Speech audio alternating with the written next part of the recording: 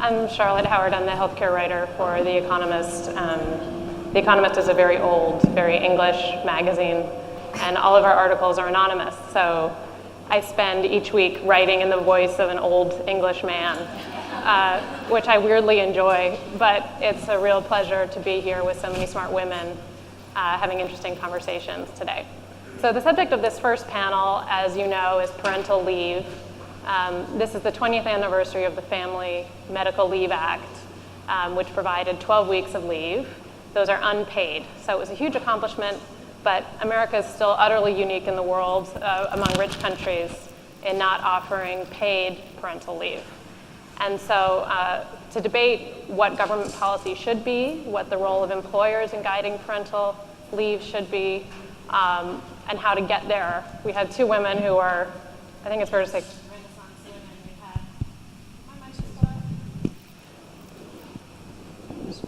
Can you hear me? Thanks. They've had a very interesting careers, each of them. And Reshma Saujani, among other things, is the founder of Girls Who Code and the former deputy public advocate. And Gloria Feldt is the founder of Take the Lead, which is working to help propel women to leadership positions by 2025. She was also the president of Planned Parenthood for a number of years. So I'm really grateful to have them. Before we get to the discussion, just to take a show of hands, how many people in this room feel satisfied with their employer's parental leave policy? By a show of hands. How many people think they're feeling happy with it? Okay, 2 people. How many people think that the government should have a stronger role in mandating policy around parental leave? By a show of hands. That means there are about 60 of you who don't have any opinion on this? Okay, well, hopefully we'll get some ideas from you later in the Q&A. But Reshma, to start with you, what do you see as the challenge? Why is America an anomaly in the developed world around parental leave policies? Yeah, I mean, so I think for those of you in this room, so the United States is one of 3 nations that doesn't have paid parental leave, us, Liberia, Swaziland. We're so far behind. You know, part of that is, I think in 1976, 18% of women worked and had children. That number is now 86%. So structurally, you know, the economy has significantly changed. I think there was a study that came out that the majority of breadwinners now are women, and oftentimes they're single moms. You know, so not having paid leave is a huge issue for so many women across socioeconomic status. I asked this question actually of a female activist who's been in the political system for a long time, like, why hasn't this happened? And you know, there's been a lot of backlash from the chambers of commerce. You know, we saw that here in New York City when we had an advocacy campaign around paid sick days. There's so much resistance towards offering paid sick days. The same thing is happening with paid parental leave in the private sector. And I think one of the issues is that we as women really need to galvanize and say, this is what we need to do. This is what we need to have. You know, we've just seen Mayor Rahm Emanuel in Chicago mandate paid parental leave for the city of Chicago. We need to do that in New York. So I think, you know, part of what is standing in the way, I think, is the private sector. I think we as women, as activists, as participants in the economy, need to mobilize and put pressure on our legislators to make this happen both at the federal level and at the state level. Gloria, did you want to add to that? Well, the only thing I'll add to that is that we also know that in the corporate world that there is a daddy benefit to having children, whereas there is a mommy deficit or prejudice, bias against. Men who have children actually end up getting more promotions, getting more pay. It is assumed that therefore they are more stable employees. Women who have children or who are assumed are going to have children are viewed as being less reliable employees, less likely to be there, and therefore they are less likely to get promoted and to get raises. So there's a lot of implicit bias in a system, and therefore I think it takes some solutions that we haven't thought of before, whether they're government or whether, I have a few I'd like to talk about later on that I think that the business world can do or that organizations can do. But clearly, we need to recognize that some massive change needs to happen. So one of the things that's interesting in this conversation is there's pretty good data around the benefits of offering paid parental leave. You have retention rates that are higher for women, which can lead to higher wages, which then grows the tax base for the government. And this is a global age. We really want our women to be participating in the economy if we're going to compete against other countries around the world. But it's still so slow. Progress is still so slow. And I'm just wondering, what are the specific arguments against doing this? So what do the chambers of commerce say? Clearly that it's too expensive. It's What's too the expensive. argument? I think the economic argument on the private sector side is that it's too expensive. And you've seen this kind of with the various states that have engaged in this battle, whether it's New Jersey or California. I also think, like, let's be real, I think culturally speaking, we want women barefoot and pregnant. You know, we still haven't come to a place where, you know, we think that women need to be active participants in the economy and that we as a nation need their participation. So how do we make it possible for them to do that? And I think that that is something that culturally is always kind of pushing up against the wall. I mean, Gloria, I think, brought up a great point about the inherent bias against mothers in the workforce. I think technology in many ways has disrupted this, right? When I want to sneak off to work and go to my kid's birthday party, it's on Facebook. You know, you can't hide that anymore. You can't hide that you have a family. You know, you can't not put pictures of your children up on your desk because they're on social media everywhere. So you can't hide your identity as a mother. You know, I'm writing, my book's coming out, Women Who Don't Wait in Line, in October, and this is one of the things I think about, you know, I talk about is that, you know, women are now embracing their authentic selves. And so being a mom, being a mother is so much a part of women's identities as leaders. And now we're going to come into this friction of, like, if that is the case, and especially now with millennials, 85% of young women say that they want to have children and be at the top of their game professionally. Well, the problem with that is we have these structural, you know, we don't have paid leave. So I have friends who work at A&E, who, you know, some great companies who don't have paid leave and are having children and are opting now to get out of the workforce when they really want to stay in because they don't have that time to bond with their child. And we're losing so many women every single day. And I think that for young women, you know, I think for older women, like, we had mothers, like, I know I had a mom who I know loved her job, but she would come home every day and be like, I wish I could quit. I wish I could retire, because she was so guilty about leaving me and at the same time loving her career. That's changed now, where I think we are so, I mean, my niece is here and I am constantly pushing her about, what do you want to do with your life? Like, we want to be mothers and be at the top of our game. But that means that we are going to have to change the policies that are out there, because the ones that exist right now are making it impossible for us to do both. But what is the specific policy? Because I think this is where maybe people who want more generous policies for parents can get tripped up, because there's an agreement that something has to change, but actually what the policy looks like is quite tricky, and that's what needs to be created. What's the legislation? How is this passed in different states? So in the states where it has been successful, can either of you speak to the policies that are in place, what seems to have worked in states that have been more generous than the federal requirement? Go ahead. No, I can't speak to that. I do know that I think only about 16 to 20% of companies have policies that are more liberal than the Family Medical Leave Act. So, and that is so rudimentary, because it's leave without pay. So, I mean, it's really the pay issue is the crux of it.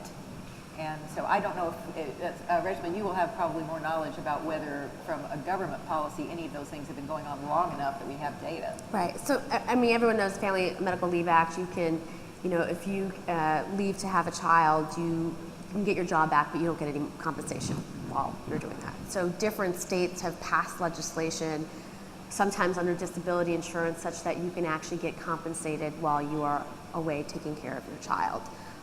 Those policies are anywhere between, I think, 6 to 8 weeks, 12 weeks when they're the most generous. I think that there is a real push to have, you know, at least 12 weeks paid leave federally. You know, I think that that is something that is, you know, in Europe it's as high as 6 months. You know what I mean? I think here people, you know, and required in some countries. By some countries, it's required women have to take a certain amount of leave, and even in some countries, men have to take a certain Well, amount. that's the other thing. I mean, I think there's more men now that are saying, I want time off too, to bond with my child. One of the things I think that, again, to bring back technology is some of the gold standards are from these huge technology companies like Google or Yahoo or Twitter, right? I mean, my husband's an entrepreneur, and he's some of the top people that running his company are women who have young children. And all of them have unlimited leave, unlimited health insurance, unlimited benefits, because what they've seen, what he's seen, is that you get the most productive employees. And I think many technology companies are seeing the same thing. So again, it's companies that are led by our generation that recognize that you're in a family where both parents want to be able to spend time with their child, and that's a good thing for society. And let's kind of step back for a minute and remember that the organizational structures that exist were designed by men, for men, who had women at home doing the work of the home place and raising the children, okay? And that may have been functional at one time, but it certainly is not functional anymore. And speaking as a woman who came into my career at a point in time where there were still help-wanted female and help-wanted male ads, and I couldn't get a credit card in my own name and things like that, I would say that to some extent we're living in a time of some privilege that we get to talk about this question. But it's up to us as women to take it on and to be intentional enough, if not angry enough, to at least be intentional enough to say, look, it's time to change the system. We are really tired of changing ourselves. You can lean in and lean in and lean in, but at some point you have to take the lead and change the system. And I really think that's where we are. It's just rethinking the whole structure. Yeah, and also, I think to the privilege point, if you think about our city, like half of our city lives under the poverty line, right? The majority of mothers in our city are single moms making less than, $30,000 a year, right? So what happens when they choose to have a child or they get pregnant? There aren't options for them. And we haven't created those options in society, which is why you have so many more children that are living under the poverty line. It's a cyclical cycle that we have got to break. Gloria, you mentioned that you have specific ideas for the private sector, because I think it seems like there's consensus among the two of you that you'd like to see public policy change. But in the interim, what's the ideal private sector policy, or what do you think the role of the employer should be? Well, some of the ideas that I have may or may not get directly at the parental leave question, but they will eventually get there, because these are the things that need to happen overall. First of all, if in fact this is a country that values children and families, then you have to think about what policy be in place in your company as well as, as well as in the public sector, to make sure that children actually have the proper care as they're growing up, because that is our investment in the future. Those are our future employees. Those are the people who will be the innovators and who will take our whole society to the next level. So, first of all, a framework that values children to begin with. Secondly, I have been having the opportunity to talk with a number of women who are leading the corporate women's councils that have sprung up all over. How many of you, are any of you in companies that have women's councils? So a few of you are. What I have found is that it sounds really good, but I so far haven't found a single one that gets a dime of funding to do anything with. So I think the first thing that needs to happen is that companies need to actually put their money where their mouths are, and if they really want women to solve some of these problems internally for their companies, they need to give some resources to the women's councils so they can get the training or the policy conversation or whatever it is that they need. Secondly, I think that, wait, I want to see how I want to say this exactly right. But I think that the second piece of it is for women themselves to recognize the amount of power that we have in our hands. We are half the workplace. We buy 85% of the consumer products. There is study after study after study that shows that those companies with more money in their upper echelons, leadership and boards of directors, make more money. That next step is up to us. That next step is up to us. I mean, I'm a great believer in the power of public policy to make change. And I believe that it's up to us as citizens to make that public policy make the change. But honestly, if we women don't recognize that once the doors are open and the opportunities are there, that it's up to us to walk through them and to make those changes in the system, then 20 years from now, we will be sitting in the same place, having the same conversation. I am asking you and begging you and pleading you to say, let's not do that. Let's do what we need to do to make that fundamental change. It's up to us as women to use the power we have in our hands to do that. So what does that mean? So that was a really strong rallying cry. What are the steps that you're talking about? What are the concrete actions that you'd like to see take place? So, I mean, I think one, it's when you have a policy that some people in this room said they didn't like, to start asking those questions to HR and start mobilizing within your workplace. I think it's to participate in organizations like A Better Balance and Moms Rising that are doing a lot of great work.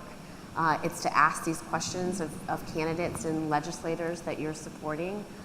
It's to ask yourselves, you know, I think in many conversations that I've had with women, it's you know, oftentimes when you are walking into your boss's office and you've just had a child and you're really struggling, and you know that if you had that Friday off or that Thursday off, like it would make all the difference in the world. You know, oftentimes it's, you know, when women have, first they don't have these conversations. So a friend of mine who ran an organization that placed moms into jobs once they've left the workplace, the first question she would ask these women would say, have you asked your boss for time off? 99% no. We're afraid to even ask the question, to even say that this is something that we need to be productive. So one, I think we have to start making those types of demands and feeling comfortable within ourselves to do that. You know, secondly, as you know, I'm a big believer in the power of the sisterhood. You know, 11 million women now have the power to make hiring decisions. That's going up and up and up and up. There's more women in that middle management level than any time before. So as somebody in your company or as an entrepreneur who's starting a company, set the standard. You know what I mean? Raise that conversation within your own company. And when that woman comes into you and says, I need that time off, say yes. You know, make it possible for her to do that. You know, I know Neera Tanden tells this great story of when, you know, she was preparing Hillary Clinton for the debates. And she was just, like, she was basically, you know, had just had a child, was balancing her entire schedule. You know, it was like her kids, like, you know, first day at school, or, you know, something that was really important to her.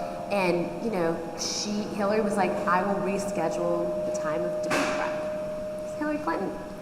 You know, so don't assume, right, one, that you can't make that ask, and two, that I think the woman sitting on the other side will basically honor that. And I think we as women who are sitting on the other side have to do that. As we're entrepreneurs and building companies, and you know, we have to offer paid leave. And we had this big issue with Marissa Mayer, right? With, you know, when that came up. I mean, I feel like it's up to us to set the standard. And if we don't, we can't expect men to. Gloria, Absolutely. In your rallying cry, what are you hoping, what are the action steps that you're hoping people will take? Well, I think one thing we can also bring up is that everyone, both male and female, should be able to go on and off the ramp.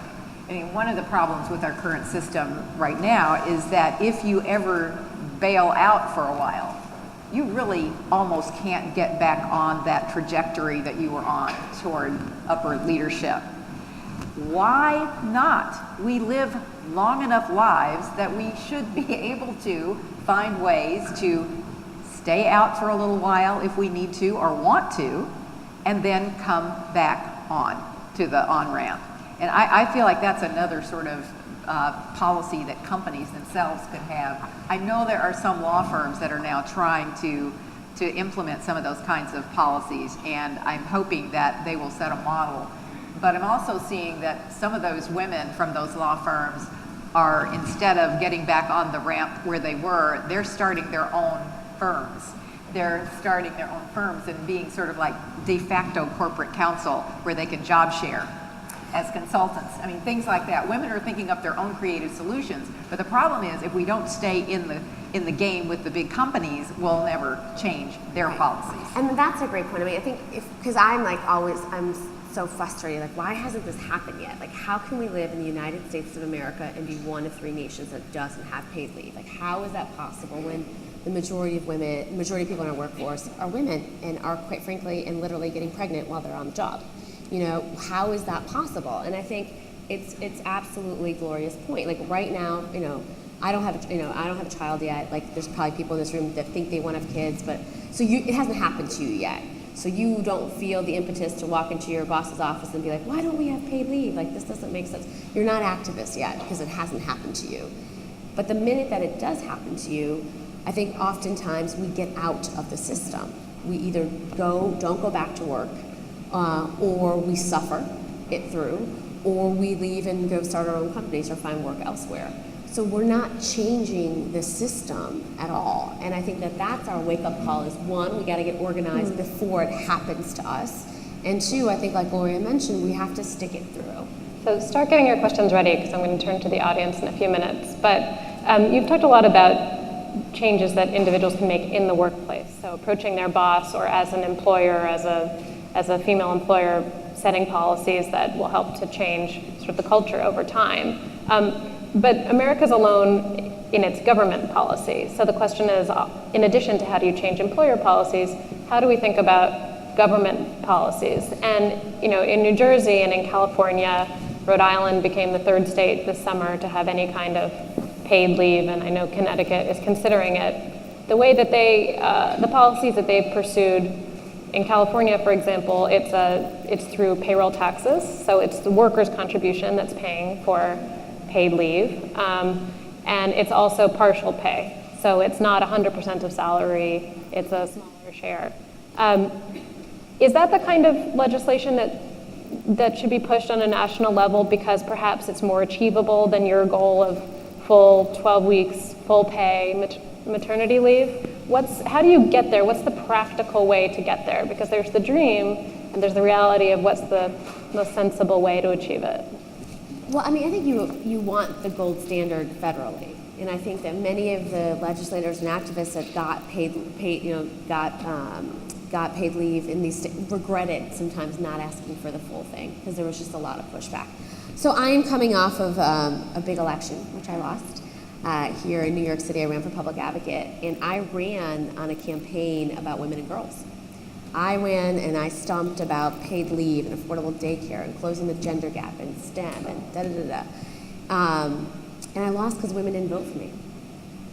And the problem is, and I'm writing about, and I'm still kind of processing everything in the past week and a half, but the reality is that women are the only ones who are going to stand up here and fight for this. Men are not going to have a campaign or crusade about paid sick days or paid parental leave or affordable daycare. It's going to be women. And 16.8% of your elected officials are women.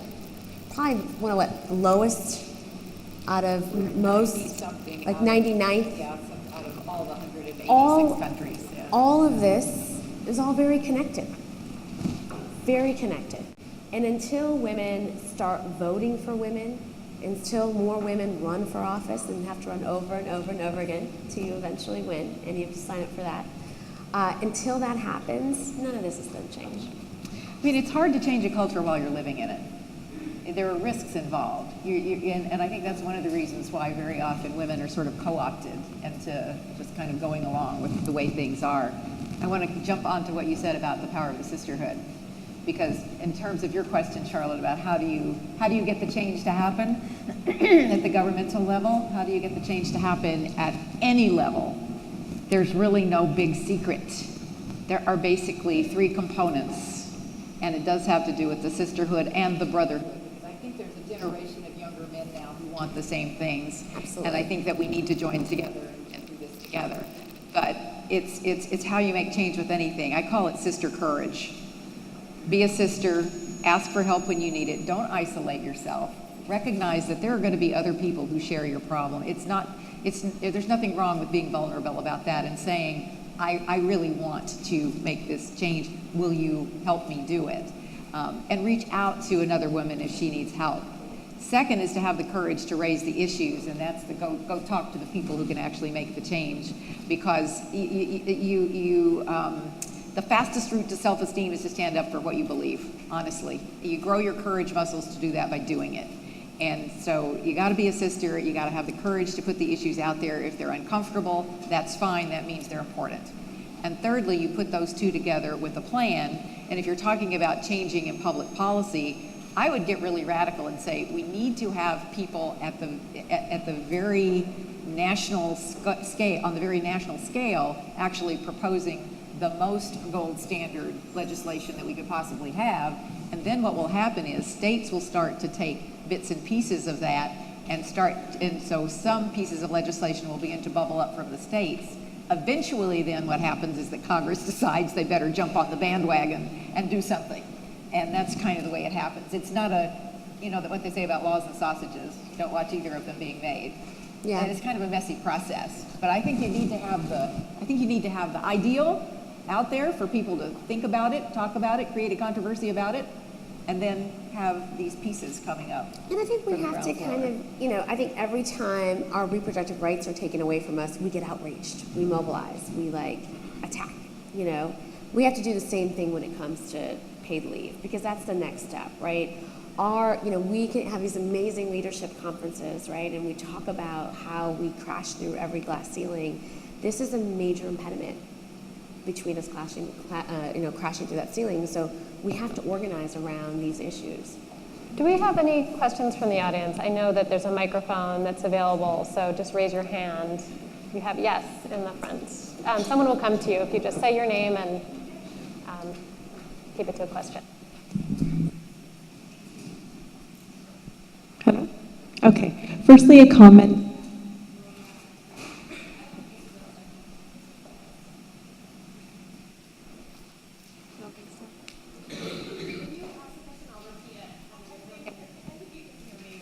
Yeah. So first of all, I just want to say I'm an admirer of Gloria, and she was a wonderful blogger. She doesn't know my face, but she blogged on the blog womenonthefence.com for International Women's Day. I want to say I just got off the plane from Canada, and I have to say that we're doing good things in this domain in Canada. I mean, we get 52 weeks paid at a reduced rate or shorter to 80% of our full pay. So I was watching 2020 last year, and I remember they said we treat our women and moms worse than we treat our animals. But it's true, So I just want to say, when I owned the first company, I got paid. At first, entrepreneurs were not paid on that rate, and now we are.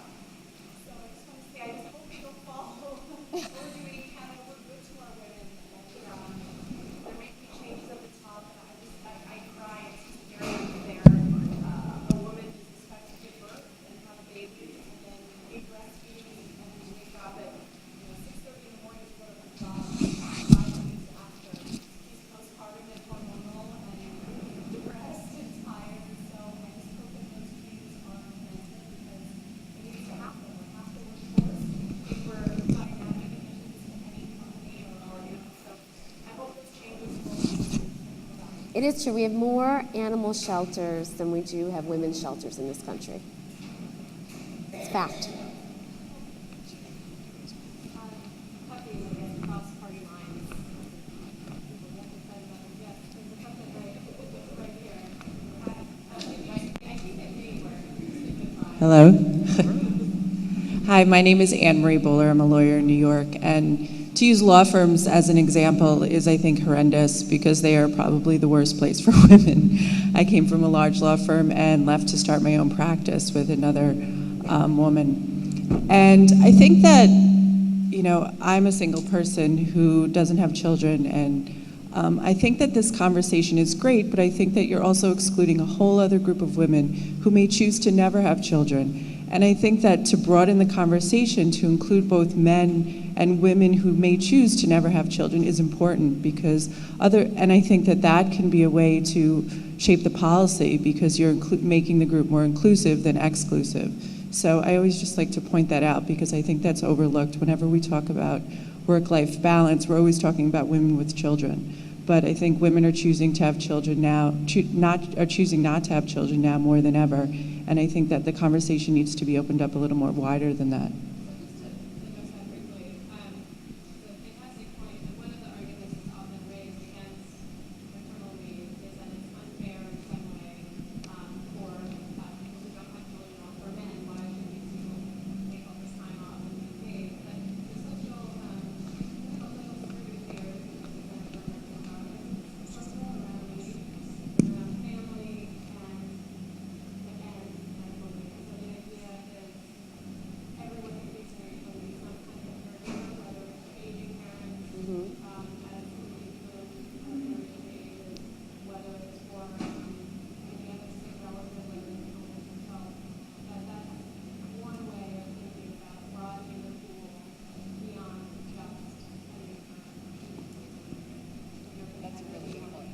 I think that's a really excellent point. Caregiving is caregiving. Right. And we're all going to have to do that for someone at some point in our lives. It's, Any other questions? Yes. So what's your, thanks. Hi, I'm Lisa, work at Live Nation, director there. What's your advice for women that want to go into their organization and start bringing up these policies, but I feel like we've been socially trained to, to break into that boys' club, you have to act as a man and not be speaking up to be treated differently. So once you start bringing up these policies or, maternity leave and changing those things, there's that risk that you're now creating yourself, well, I'm a woman and I'm different than you. And there's that fear. You are a woman and you are different. Yeah. So you have to use what you've got. And what you've got is they need you more than you need them. That's what you've got. I mean, they need your brain power. They need the sensibilities that you bring. The world is crying out for the very leadership qualities that women bring. And so, but we ourselves often don't know that. Do you know that women will work 22% longer than men before they think they're entitled to the same pay in psychological tests? And that we value other people's work about 20% more than we value our own. So there's our pay gap right there, by the way. I highly recommend that we all should just take a crash course in negotiation. I know I need it. And it helps me a lot to just hear somebody tell me how I can talk through that kind of negotiation, because really, it's not an adversarial situation. It's a win-win situation if you can go into it realizing that you're coming from a position of strength. I think it's when we don't realize that we're coming from a position of strength that it's really hard to do, and then we end up not getting what we need. And having that support base around us, knowing that there are other women and men who have that same issue is incredibly helpful. So gather your girl gang around you before you go forward and practice what you're going to say. yeah, I mean, I just think, not to quote Beyonce, but we really do run the world. It's happened, right? When that study came out that the majority of women were breadwinners, they were pissed on Fox. Crazy things that some of those newscasters said, because we're the majority in college. We make 85% of all consumer purchases. We're the majority of voters. We're the majority of women in the workforce. We are powerful. We have to accept and embrace our power, and we have to start building a girls' club. The boys have been doing it forever. Again, as I'm thinking through my election, the majority of men voted for the male candidate. But still, the majority of women voted for the male candidate. Not because, and I think, and this is happening, it happens in the same thing in the workplace, right?